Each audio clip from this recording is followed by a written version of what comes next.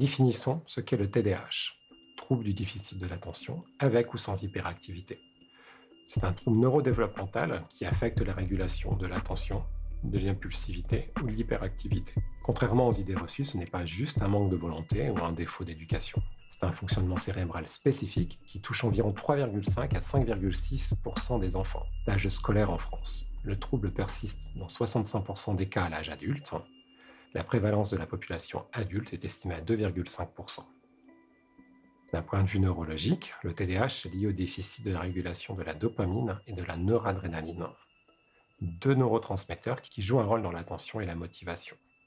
Les régions du cerveau impliquées sont le cortex préfrontal, qui gère l'organisation de l'autorégulation, et le striatum, impliqué dans la motivation et le plaisir.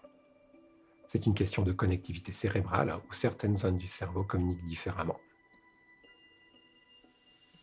Découvrons les trois dimensions du TDAH. Tous les TDAH ne se ressemblent pas. Il existe trois dimensions cliniques et chaque personne peut présenter un mélange de ces caractéristiques et bien souvent avoir une dominante. Nous retrouvons donc l'inattention, une difficulté à maintenir son attention dans la durée. Elle se caractérise par une difficulté à maintenir l'attention, particulièrement dans des tâches longues ou peu stimulantes. Des oublis fréquents d'objets égarés, difficulté à suivre des instructions complexes, erreurs d'inattention fréquentes. Exemple, oublier un rendez-vous ou rater une information importante. Une rêverie excessive, une tendance à être dans la lune. Voyons quelques exemples. Un enfant avec ce profil peut rester immobile en classe, mais son esprit vagabonde et il rate des consignes importantes. Un adulte avec ce profil va avoir une difficulté à finir une tâche avant d'en commencer une autre, oubliant parfois ce qu'il était en train de faire juste avant. Continuons avec l'hyperactivité, un besoin de bouger. Elle se caractérise par un besoin constant de mouvement, des difficultés à rester assis longtemps, une tendance à parler beaucoup et à changer rapidement de sujet. Une sensation d'agitation interne, un besoin de bouger les jambes ou de jouer avec un objet. Une recherche permanente de stimulation, se lancer des nouveaux défis ou dans 1000 projets en même temps. Une difficulté à se détendre et à pratiquer une activité calme. Si nous reprenons quelques exemples, un enfant se lève en classe, grimpe sur les meubles ou court partout à la récréation. Un adulte ne tient pas en place en réunion, secoue les jambes et parle sans arrêt. Terminons par l'impulsivité. Une incapacité à attendre, à prendre la parole, à différer une action, une difficulté à gérer ses émotions aussi. Elle se caractérise par la difficulté à attendre son tour. Il coupe la parole, finit les phrases des autres. Une réaction rapide et parfois inappropriée, une réponse sans réfléchir. Une tendance à prendre des décisions spontanées, sans évaluer les conséquences. Un problème de gestion des émotions, des colères soudaines, des frustrations rapides.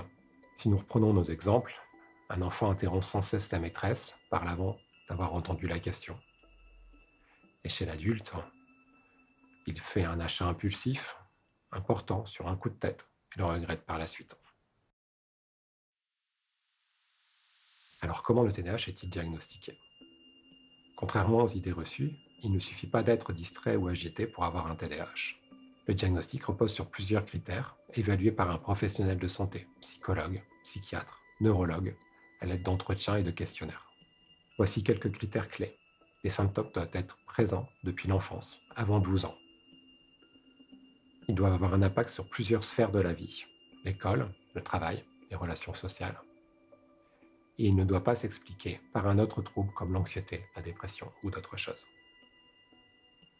Mais pourquoi certains passent à travers le diagnostic ? Chez les filles, le TDAH se manifeste souvent par de l'inattention et une forte rêverie, donc il passe plus inaperçu.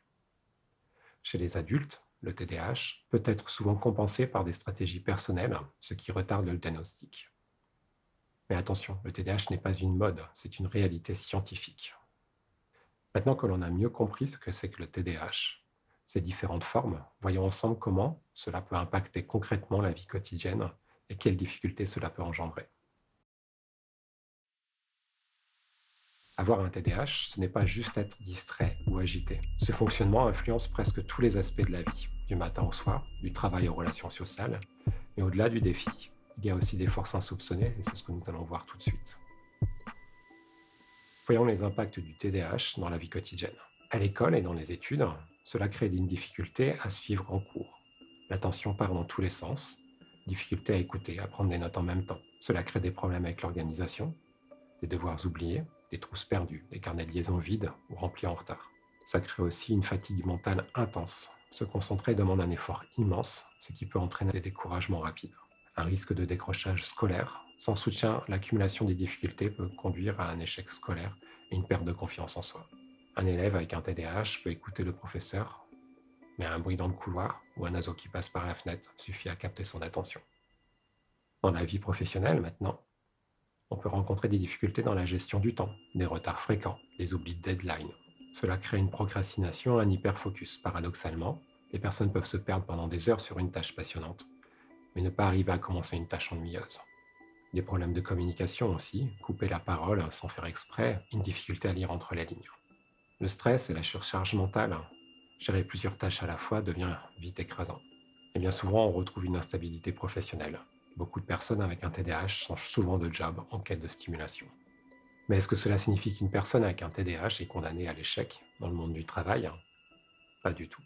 Certaines stratégies permettent d'exploiter ce fonctionnement à son avantage. Nous verrons ça juste après. Dans les relations sociales et familiales, cela crée des difficultés avec l'écoute active, l'attention divague. Cela peut donner l'impression aux autres qu'on ne s'intéresse pas à eux. L'impulsivité dans les conversations aussi. On coupe la parole, on parle trop vite et on regrette ses mots après coup. Les difficultés avec les règles implicites, certaines nuances sociales, sont plus difficiles à saisir. Le TDAH, ce n'est pas seulement un obstacle. Il permet une grande créativité, une pensée en arborescence, une imagination débordante. La capacité d'hyperfocus est aussi un plus. Si son sujet le passionne, il peut se concentrer de manière exceptionnelle.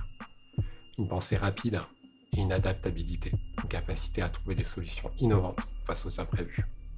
L'empathie et la sensibilité. Beaucoup de personnes avec un TDAH sont très à l'écoute des émotions des autres. Et le surplus d'énergie et l'enthousiasme créent une capacité à se passionner et à motiver son entourage. Si ce sujet vous a parlé, partagez cette vidéo pour sensibiliser autour de vous. Dans la prochaine vidéo, nous allons voir ensemble comment le TDAH impacte concrètement le quotidien et quelles stratégies peuvent vraiment aider.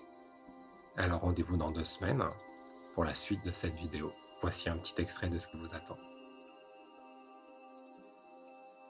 Maintenant que nous avons vu les défis mais aussi les incroyables forces du TDAH, voyons ensemble les solutions qui existent pour mieux vivre avec son fonctionnement au quotidien. Ces stratégies permettent de mieux vivre avec un TDAH, mais comment la société pourrait-elle s'adapter pour mieux comprendre ce fonctionnement?